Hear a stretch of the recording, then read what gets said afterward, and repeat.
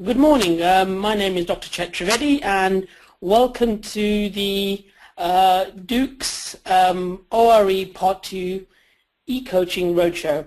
I'm going to spend the next, say, hour or so talking to you about the ORE Part 2 exam and what my interest is with this exam and how I can help people who are preparing for this exam. So we can discuss any comments later, but I'm just going to go through a short presentation.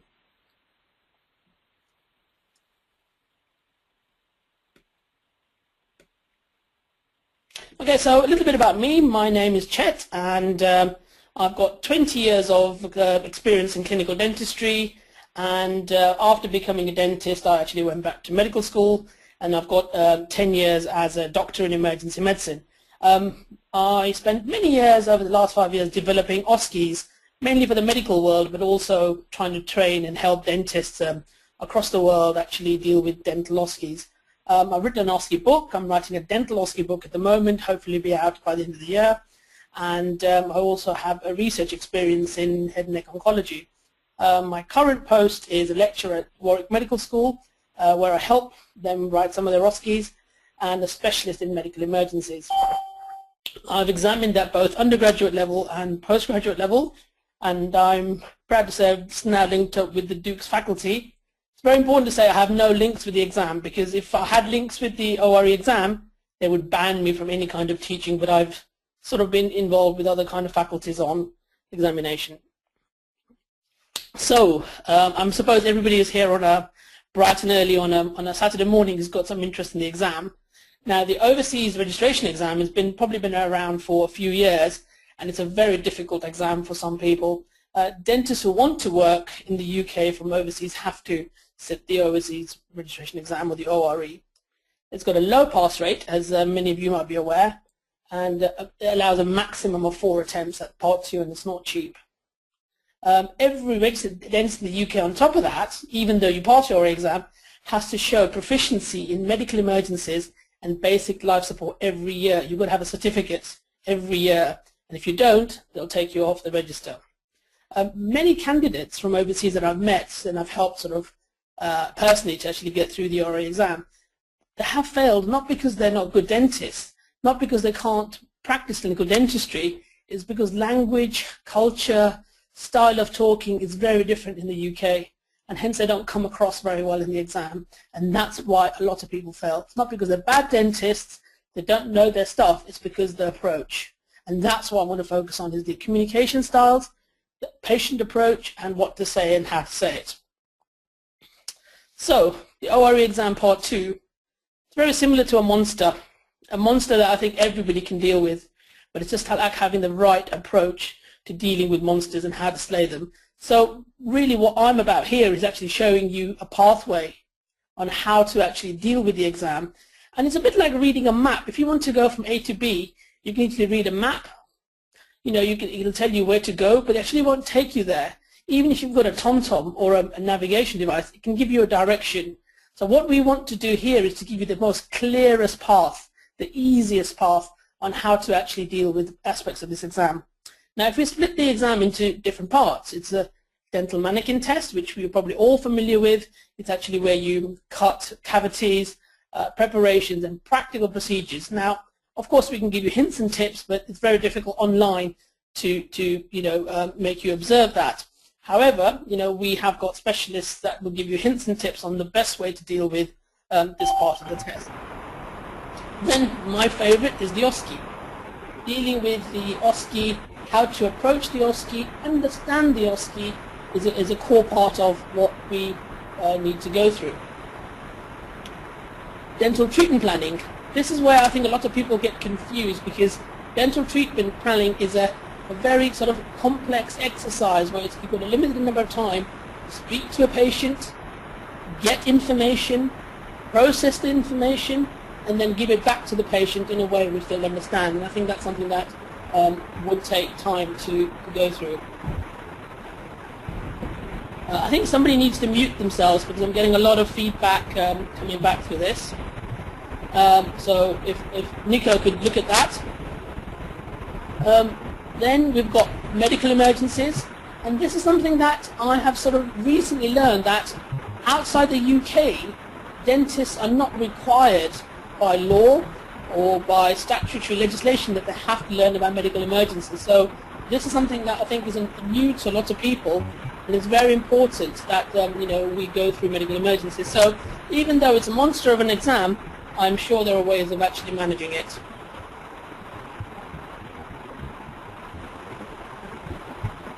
So where do you start with this exam? I think the GDC website is very clear.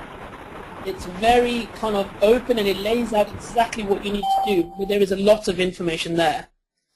So the GDC website, I'm sure you've all seen it, is a good place to start, and it tells you exactly what you need to do. But the problem is it's how you go about doing it. It can be quite a lonely place trying to revise on your own, trying to figure out what you need to learn, and this is part of what the e-coaching system is about, is actually to get you through the exam by giving you pointers on what you need to know and how to do it. It's very important that you realize that you're trying to compete at a level of a final year undergraduate student. Now the reason why I say this is that because the people who do the OSCE exam, they're very experienced clinicians. They've got a lot of knowledge, they've got a lot of practical experience in countries outside the UK, but sometimes they come across and try to give too much information, making the explanations very complicated. So really, you've got to put yourself in the mind of a final year dental student in the UK who's doing this exam. Communication skills, I can't keep going back. This is really the key to passing the OSCE Part 2, is how you come across, what you say, how you say it. Your behavior, your body language, and your attitudes towards patients is going to count to a lot of how you go.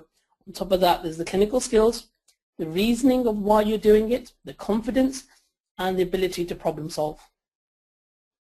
So you've all got BDSs, so you're halfway there already. All you need to do now is to develop a UK approach to clinical dentistry.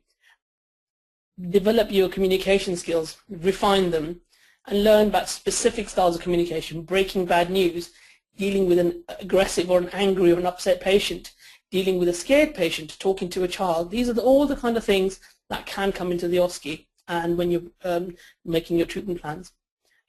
You all have these skills in you.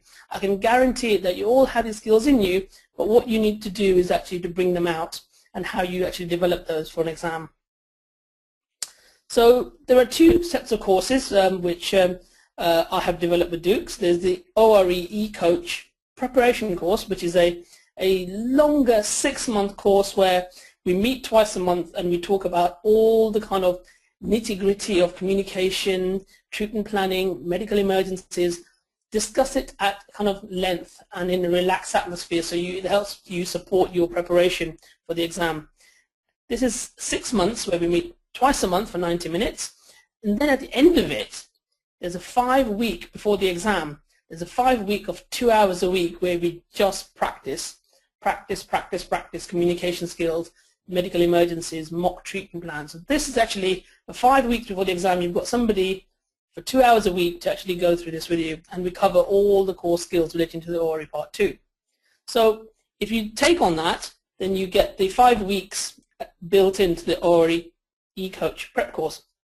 However, if you felt, I'm fine, I just want a little bit of practice before the exam, you can sign up separately for the OSCE Crammer, and that's a 5-week intensive practice course for 2 hours a week, just going through mock OSCEs and scenarios.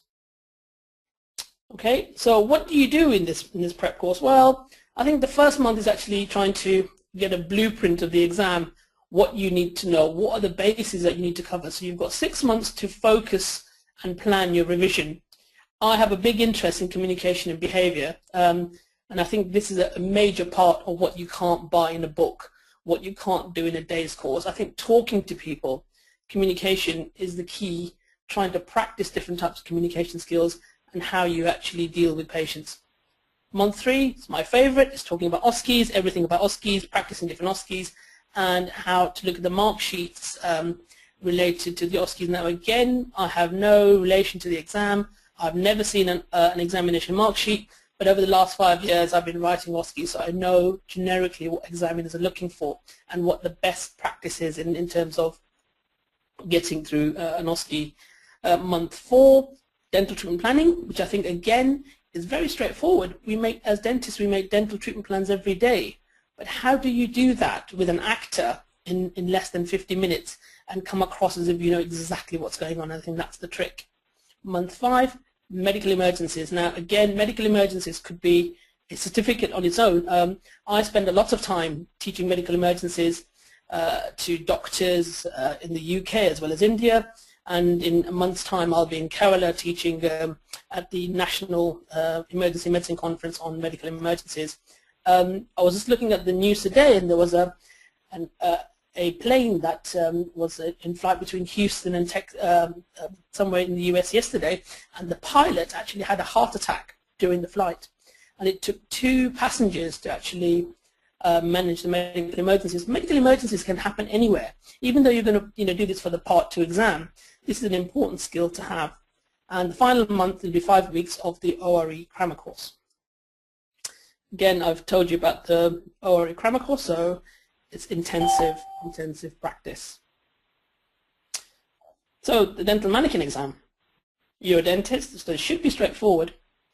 Simple technical skills. Again, remember, you're a final year dental student, showing your proficiency in an amalgam, composite, crown prep, root canal treatment, putting on a rubber dam, taking an impression, or partial denture design.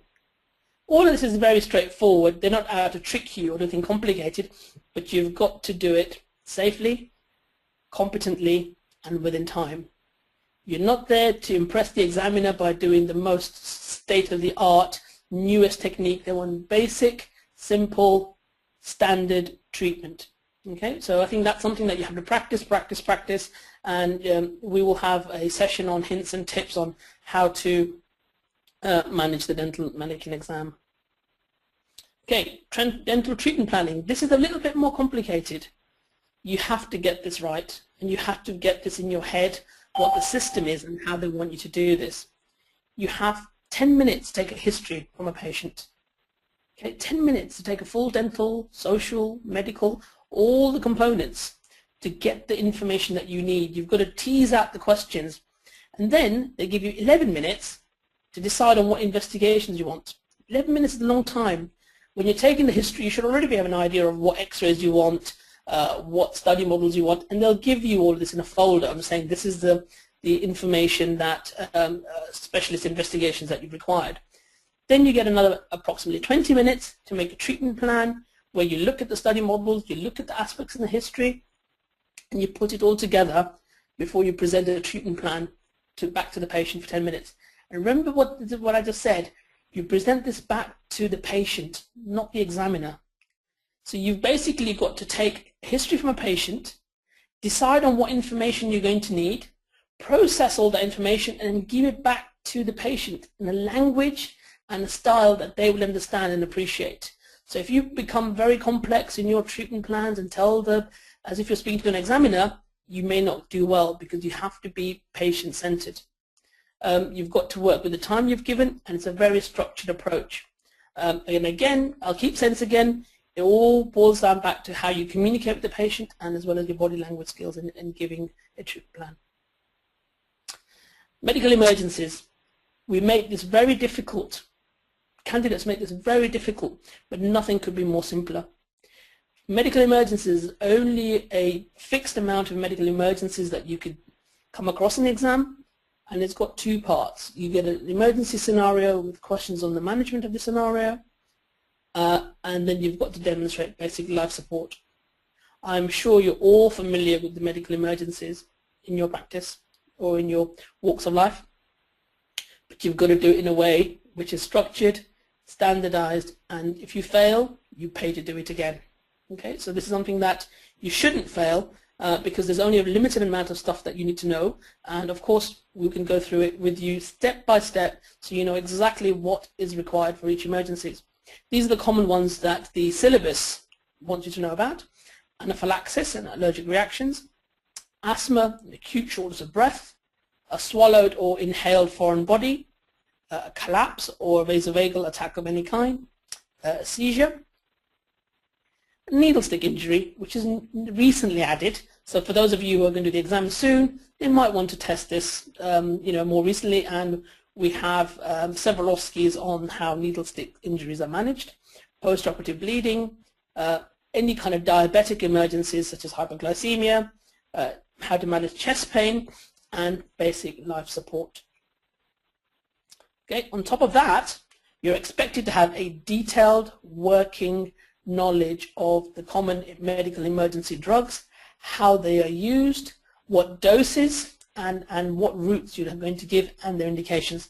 So, you have a list of oxygen, GTN, aspirin, adrenaline, salbutamol, midazolam for seizures, and that's a kind of a query because they're trying to take it off now because there was a worry that dentists are abusing benzodiazepines, chloramphenemine, which is an antihistamine, glucagon and glucose.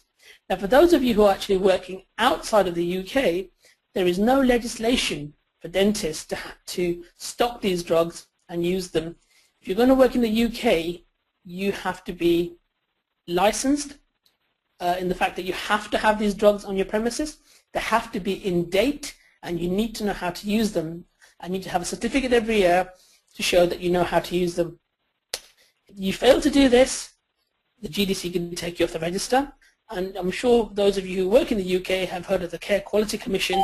They come round and check to see how these drugs are used. So you must know about these medical emergency drugs. Now, it's easy as ABC, I think, medical emergencies, not because I'm an emergency physician and I work in the accident emergency department. If you look at Europe, they are teaching children under the age of 10 at school on how to do basic CPR. So it's a kind of quite sad that, as healthcare professionals, as dentists, that we have to be forced to do it at postgraduate level when you've got young children in Europe. And I think Germany is one of the leading countries where they're trying to introduce this into the curriculum so children can actually learn basic life support. As a part of our course, we like to go through the structured approach to managing the airway, breathing, circulation, neurological status in terms of managing emergencies. And I was talking to several people, and especially in India now, that there's a drive to get basic life support taught in dental schools and for postgraduate dentists. So I think that's really an important part. So focusing on the OSCE exams now, I'm sure you all have heard of it, and I'm hoping that some of you will be even familiar with the Objective Structured Clinical Exam. For the Part 2 of the ORE, you've got 20 OSCEs, which includes 3 rest stations where you can have a little bit of a break and a bit of a think about what you're doing, and 2 pilot stations which don't count. Now, unfortunately, they won't tell you what the pilot stations are. These are new test stations which don't count towards your mark, but they're just checking these new OSCEs to see they actually fit in what you're doing. Each OSCE is 6 minutes, including 1 minute to read the question. In my opinion, that's the most important minute. Actually reading the question and doing the OSCE according to what it says on the paper and know what we think we want to do. And I think that's something that we have to discuss in detail, is in how you can actually dissect an OSCE, how you can look at it and know exactly what it's looking for. Some of them are actually realistic simulation scenario of a clinical scenario. Some of them are actually practical exercises, and they test your communication, behavior, practical skills, as well as your reasoning and your professional and ethics. This is a standardized exam with active or practical stations, and we're working on the ORE blueprint, which you can see on the GDC website. What a range. Types of OSCE, so some of them might be taking a brief history. You might have to assess a patient. You might have a practical procedure like putting on a rubber dam or suturing or explaining the procedure. And I think this is something, the explaining procedures, out of the, I've been teaching OSCEs for over 6-7 years. I've been teaching dental OSCEs for the last couple of years. And one of the things is that when you get someone to explain a procedure, how difficult they find it. We do it daily, day in, day out in our clinical practice. But put somebody in front of an exam patient and ask them to explain something, and they turn to jelly. So I think it's really important that you've actually got the ability to explain procedures in common lay language which will suit the British typical patient, okay? That's the key. You're now going to be doing an exam, you're going to be working in the UK, so they expect you to communicate to a patient who lives in the UK. You might have to give patient education, advice on fluoride, advice on bisphosphonates, show them somebody how to floss, or talk about implants. Ethics. Ethics is a really important part of dentistry. You might have, a scenario where there's an ethical dilemma. In the UK, now there's a big drive to talk about vulnerable patients, child abuse, non-accidental injuries. What would you do if you were faced with a patient, a child who'd actually come in with a chipped incisor, and you suspected that child had been, physically assaulted by their parent? How are you as a dentist going to raise that concern? No reason why they shouldn't put that in the OSCE, but it's actually looking at how you behave. Do you just keep quiet and treat the tooth and send the child home, or do you raise concerns? And that's part of how you deal with your professional attitude and your ethics. Decision making, that again comes with your treatment plan. Which x-rays do you order? What kind of bridge you're going to replace a tooth with, or do they need a denture? Are they suitable for an implant? You may have a patient that comes to you with a valse central incisor that says, oh, you know what, I want an implant, I don't want to put back in. How do you reason with that patient? So a lot of it is actually about judgment, decision making, and ordering the right investigations. Okay, again, please remember, this is the level of a dental undergraduate exam. Okay, don't things make more complex. Don't look at the latest research paper by giving them advice on using trials. They want simple things. Okay, you have to impress the patient, not the examiner. The patient is the boss. Okay, not us. Please don't show off. Just keep it safe, polite, confident. And that will always pay off. Okay, with a clear voice and good body language. Okay, when I always give a talk on OSCE's, I really think that should be the Oscars. We are actors. We have to learn acting skills. It's an artificial scenario, but you've got to behave if it's a real patient. Even though they are mock patients, no jokes or silly comments, you've got to be a professional. Okay, you have to act like one. Remember, and I've said this all the way through, patient-centered. You're trying to impress the patient. Okay, by being clear. You're going to give good advice, and you have good body language, professionalism, courtesy, politeness. If I can tell you one tip today, patients in the UK sometimes don't like being called dear. Please don't call me dear.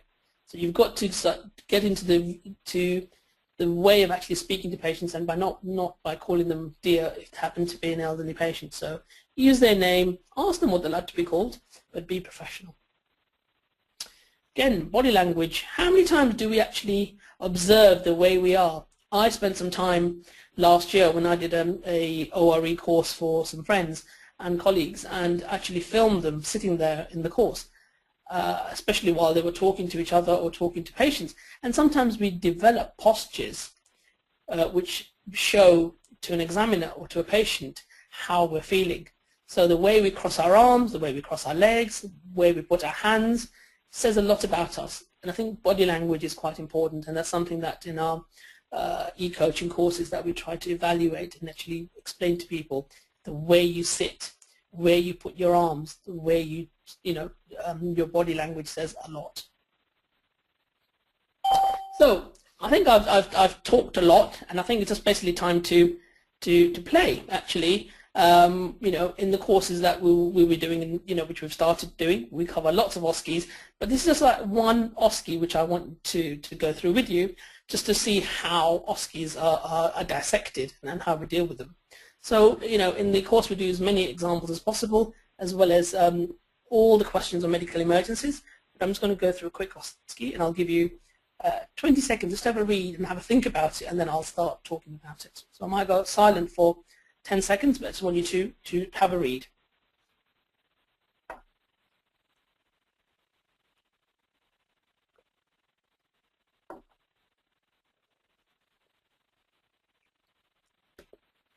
Okay, I don't suppose there's a single person listening or viewing this that hasn't had this presentation where a patient comes in for the removal of a wisdom tooth and the local anesthetic, and you have the job to explain that to the patient in a short frame of time.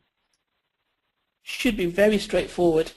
It's very straightforward, but sometimes we make it complicated because the information that we give is in a way the patient doesn't understand. Okay, So where we have to start is actually the instructions. We have 6 minutes plus 1 minute to read this. If I had gone quiet for 1 minute, it would seem like a very long time. You've got to use that 1 minute to do 3 things. One is to read what it says. Okay? You've got also to do the second thing is to understand what it says. And if you can do that in the first 30 seconds, in the second 30 seconds you have remaining, you need to make a plan of what you want to do and try to say, okay, this is an OSCE that asks me to explain something. Do I understand what I have to explain and how am I going to do this? And then you break it up in your mind on the stages of explaining something. Now what I want to do now is actually go through the transcript of what I would do in this OSCE and the kind of things that the examiner might want you to do in this OSCE. And as you realize, some of these things stay the same in every part of a consultation. Okay? As you can see, they've given you an X-ray. The reason why they give an X-ray is they want you to use it. Okay? So you can use that X-ray as a prop in your OSCE.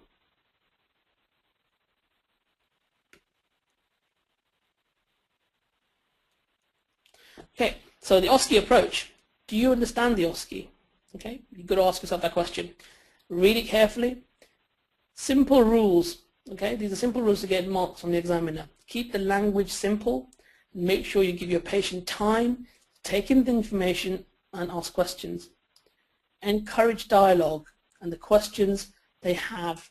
Okay, a marker is if you're getting the patient very well engaged by asking questions, that means you're doing quite well. Because your patient is actually talking to you. You've got to spend the time listening to the patient.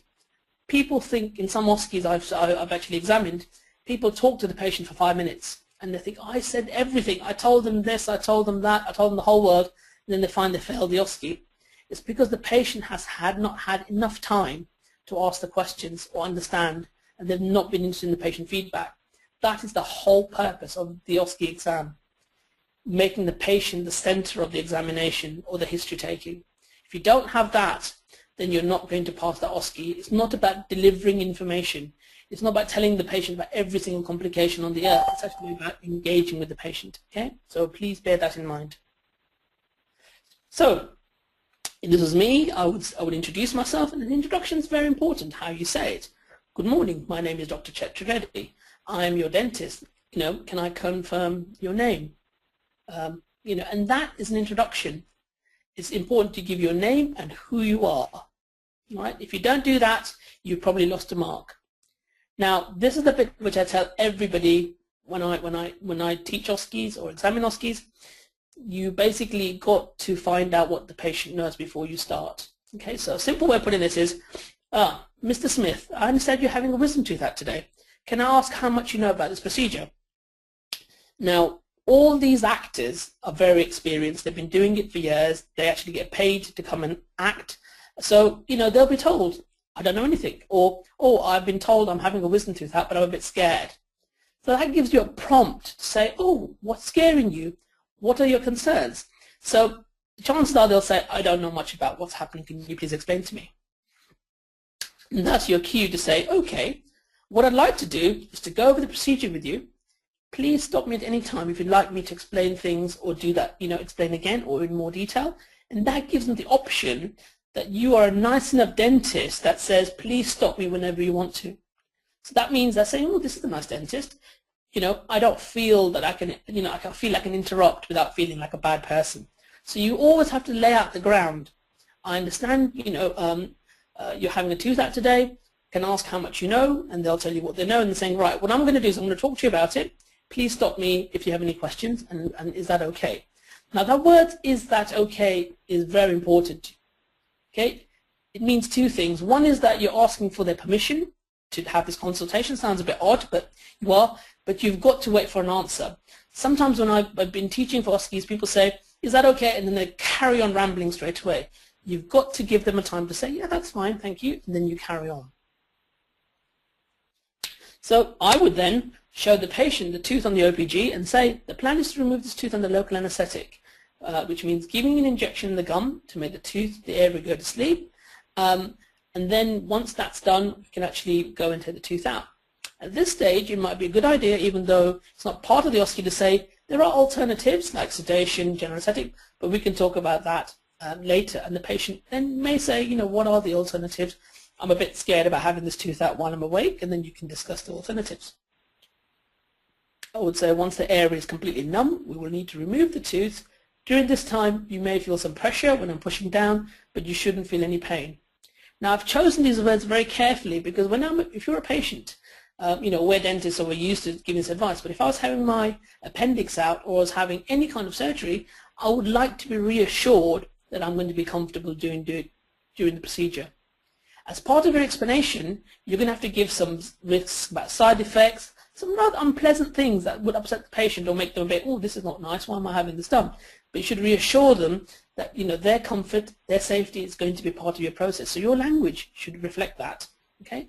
During this time, you may feel some pressure when we're pushing down on the tooth, but you shouldn't feel any pain. If you do, please stop me and we can give you some more anesthetic, or we can make sure you're pain-free. Again, as we all, you know, have been appreciating taking it out, sometimes things do go not according to plan. You know, so when you're taking a wisdom tooth out, it's completely reasonable that sometimes the tooth may break or the roots might need to be surgically removed.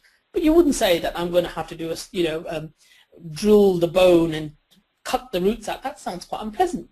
I would say sometimes we might have to do minor surgery to remove the tooth. To do this, we may make a small cut in your gum, remove a little bit of bone, maybe even split the tooth. But if we do, we will let you know. Don't worry. You know, it's good to reassure the patient. You'll be completely numb and you shouldn't feel any pain during this procedure. If we do any surgery, you may need some stitches afterwards, and I'll explain to you afterwards how you should look after these.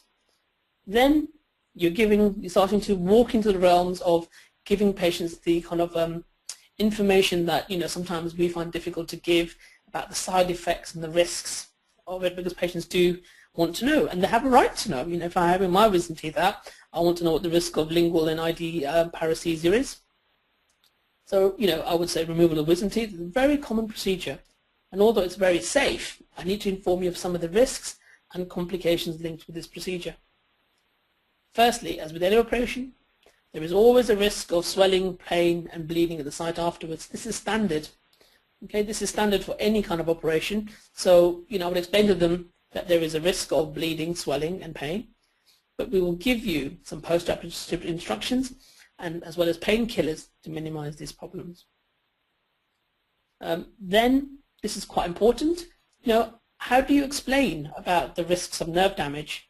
You know, I would say there are two nerves that are very, very close to the wisdom tooth, and these sometimes can be damaged during the removal of the tooth.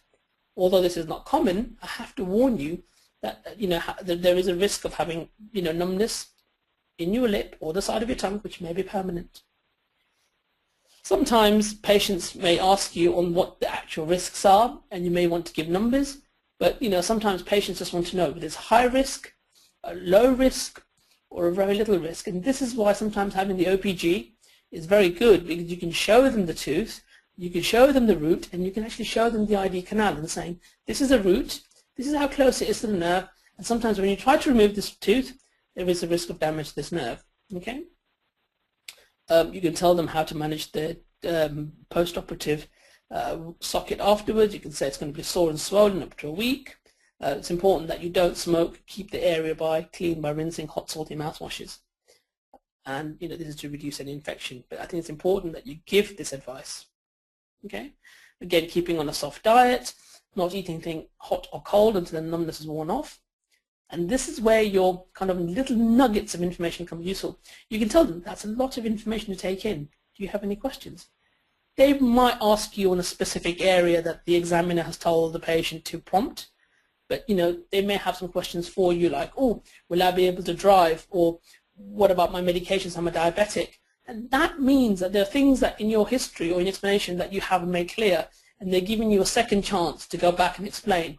So, you know, make sure you try to ask as many times as possible without being too repetitive. You know, is there anything else that's concerning you? Can I go through this again?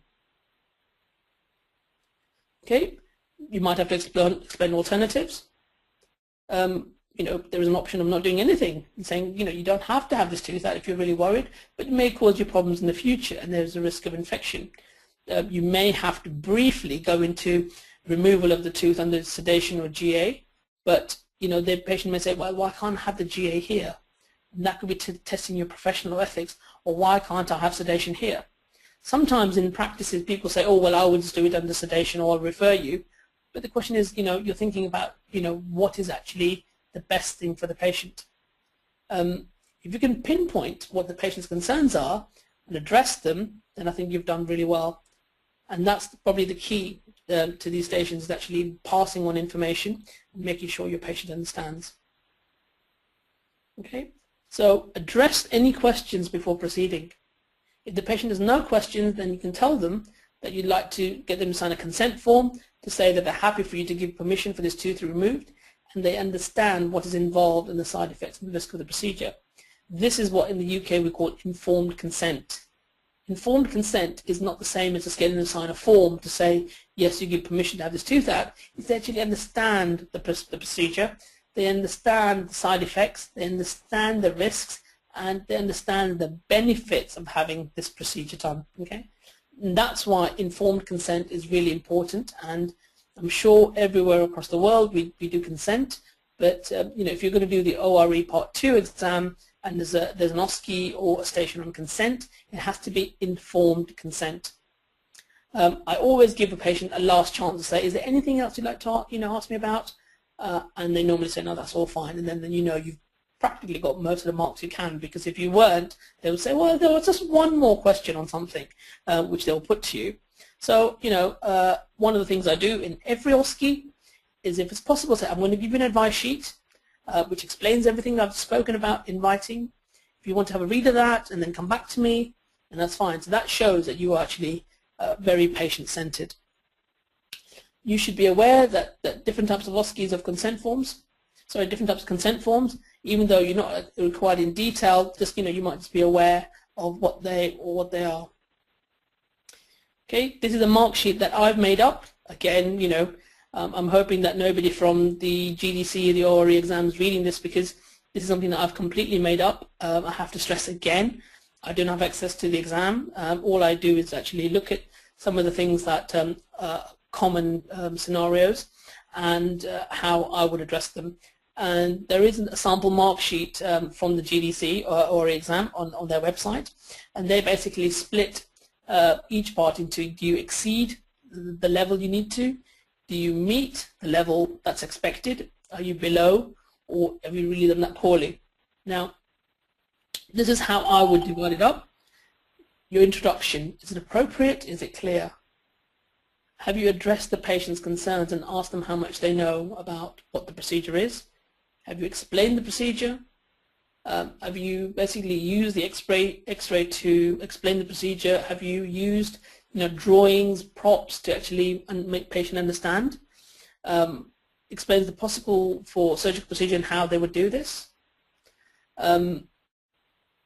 Explains the risks, discusses the post-operative instructions, encourages dialogue, talks about the consent process, offers the patient further, opportunity to ask further questions, and again maintains a rapport and clear info throughout the process. Okay, so I think again this is the level of an undergraduate, but I don't think it's a particularly complicated thing to do, considering that we do this on a regular basis. Now, what I plan to do with each OSCE is to dissect it. Okay, to take it down, break it down into the smallest parts, and say, how can you do better at this part of the OSCE? What to say, how to speak, how to look slick. Okay, practice makes perfect. In each session, we will have OSCEs for you to practice. I think it's useful to look at the OSCE blueprint on the GDC website and then look at the way they're actually structuring their knowledge on what parts, because obviously they may test something in an OSCE, something in the DTP, something in the Manikin. So I think you've got to be aware of how they're going to do this. And what my plan is when we're teaching from the DoooX prep and Crammer course is actually to make people at the end where they exceed the standards. So you might find that God, this is a really high level, but I think you don't want to bring people to a level where they're just about pass. Okay, you've got to bring people to a level where they are really good, and give the right information, and then at least where an exam you slip up slightly, you've got a better chance of actually passing the exam. So the standards are very high. Okay, some resources for you. GDC website, I think it's a great place to start, and for anybody who's going to be doing the Part 2 exam, you need to know this website. You need to look at it regularly for any changes, and you need to be aware of what they're looking at. Okay, there are, we provide mock OSCEs with mark sheets with a detailed step-by-step guide on approaching the OSCE. We have mock DTPs with the core approach, tips on dental mannequins and pitfalls in practical procedures. My favorite, which is the communication skills, body language, behavior and attitude towards the exam. And we also have model answers for the medical emergencies questions, because, for example, for each medical emergency you'll get about 5 questions, and then you have to basically demonstrate basic life support. Okay. So basic life support protocols and practice drills is something that you have to be aware of. Right, now I think I'm going to leave the remaining time to for people who've got any questions, and I'm happy to take questions on the floor. Thank you for your attention. Okay, hi. There? Yeah, I'm here. So everybody can unmute himself. If you do have questions, you are now entitled to raise questions. I'm right now entitled everybody, except of Aya. She said there are too many kids around, and Divya also has to unmute herself. Are there any questions to Dr. Trivedy?